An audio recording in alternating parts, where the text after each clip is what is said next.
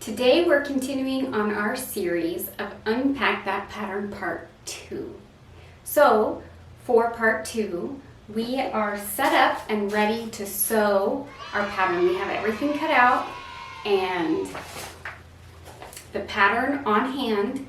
If you haven't seen how I store my patterns before, I'll link a video in the description below that shows you how I store them. But with pattern in hand, and everything cut out, we're going to change the threads on the machines and then we're ready to go. Hi, I wanted to add a little disclaimer at the beginning of this video. My disclaimer is that this is not, again, a tutorial. This is not a video that follows step by step the instructions as written in the instruction sheet. It is also not all inclusive. It is, however, meant to take you along with me as we sew this coat. Come into my sewing room, see how I do it, see how I overcome obstacles, see how much joy can come from sewing this pattern.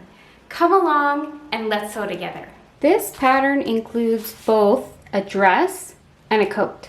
So when we're looking at the instructions, we look for the instructions that say coat. As we look here, we can see that it starts with the coat, the outer shell, and not the lining. You can tell that by looking at the numbers for the corresponding pieces and then looking at your pattern pieces, and you can know which ones you're starting with. So let's get going. It's like reading a recipe. I go from step 1 in the coat making process all the way to step 27. If there are terms that I don't understand, such as stay stitching in step 1, I can look on the front of my instruction sheet and see if it's on there. If it's not, go to the internet. There is nothing that you can't find there. There's no reason to get hung up on terms if you can easily look it up, and you can. So don't let that get you caught up. Let's get started.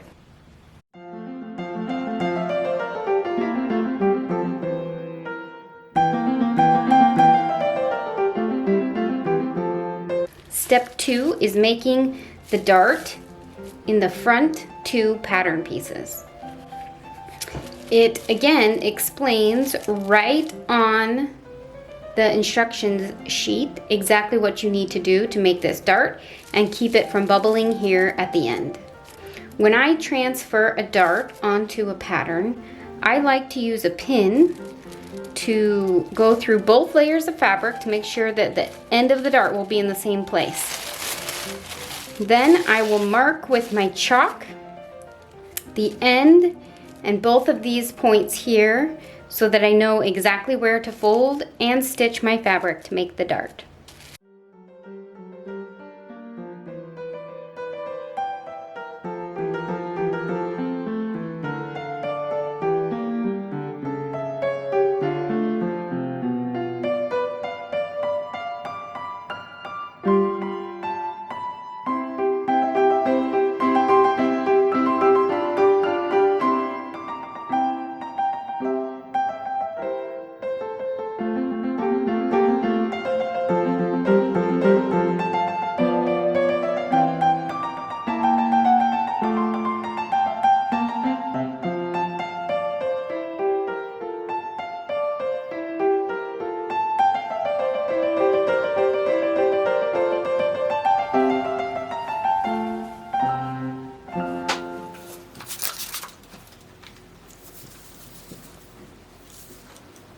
Step 3 of this pattern includes welt pockets.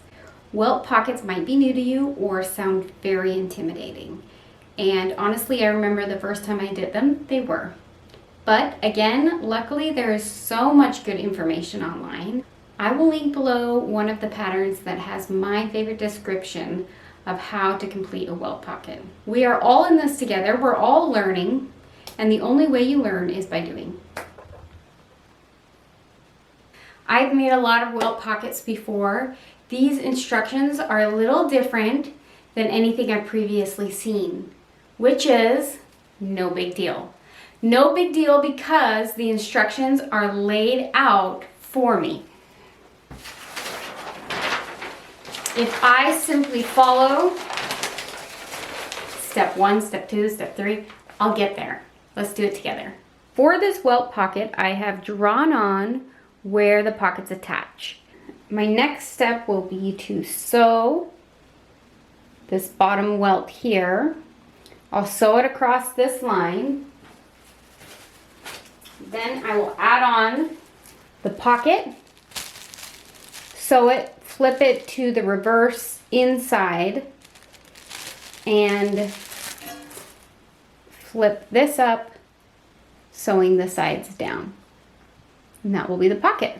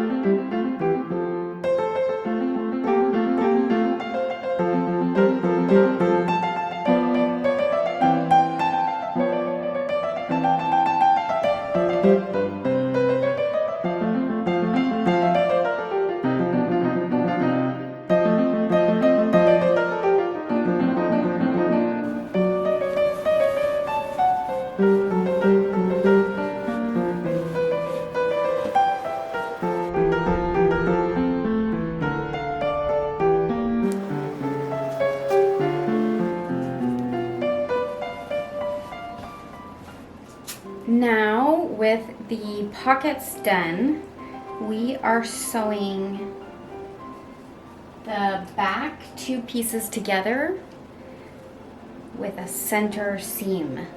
Then we will sew the front and the back together on the side seams.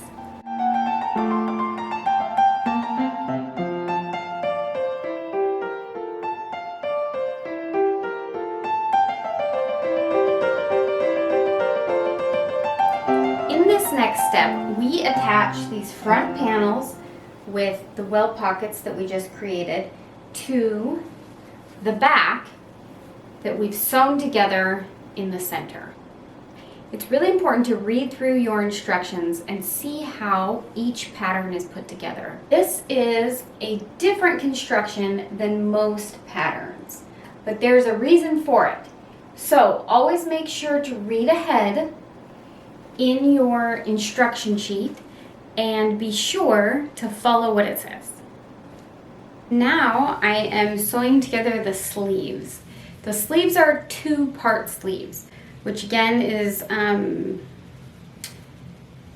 not typical for a sleeve.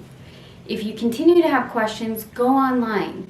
Look up your pattern under the hashtag of either the numbers of your pattern, such as this one, simplicity, it would be a hashtag S1197, or you can also look it up according to the name of your pattern, either on media platforms. You can also look up on websites of where you got your pattern from for any tutorials that might help you. Another place that you can look is Facebook. They often have groups for specific pattern makers or maybe even big box pattern groups, and you can go in there and show off your makes and ask people questions and see if they have made what you're making before. Always a really great place to ask questions. So don't be afraid if you're all alone in your house to sew a pattern you've never sewn before. There are places you can go to get your answers. I also want to put a little plug in for making those sewing friends. Maybe you feel like there's nobody around you that sews. With online capabilities now, it is not hard to make a friend. reach out, say hello, find somebody that you can talk to about the things that you're making that can be excited with you, and also somebody that will encourage you and you can ask questions back and forth with. It is totally worth it and such a highlight for me when I can show my friends the progress of my makes.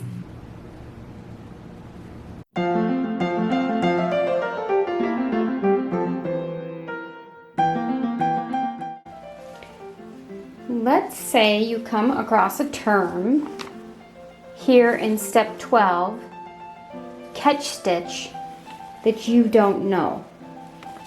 You can always look it up.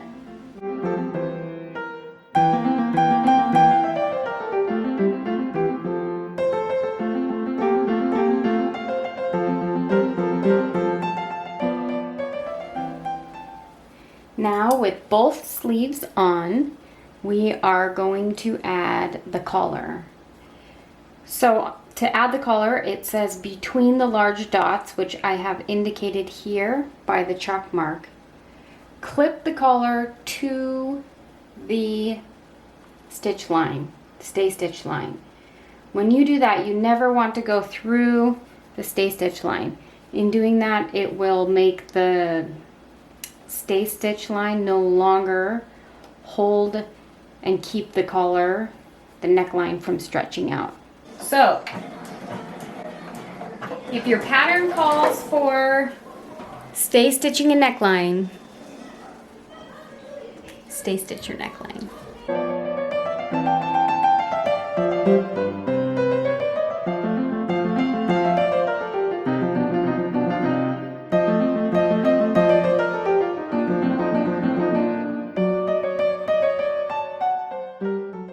Now I will attach the upper collar here to the neck facing, and then I have all the separate pieces and I get to put it all together.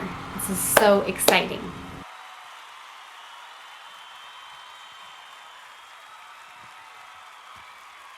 Now I have trimmed the seam allowance, clipped the curve, and pressed the seam open, and we are ready to put it all together. When you're so close, you can almost taste it. Now with the lining done, I will attach the lining to the outer shell of the coat, and together I'll be almost done. Now that I've sewn the collars together of the lining and the outer shell of the jacket, I'm going to pin the edges of the facing and the outer shell together and sew down either side. With the sides sewn up, I have clipped the corners and I am now ready to turn my jacket right side out. I like to use this tool to poke into the corners of all my makes to make sure they're nice and crisp.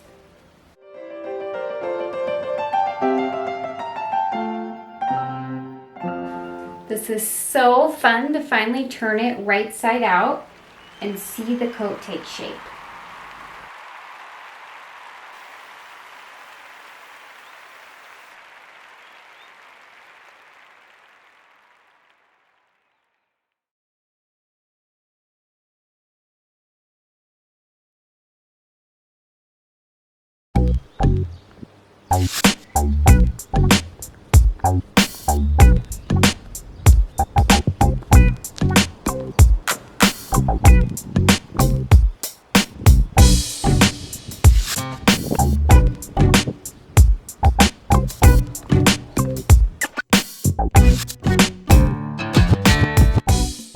That's it!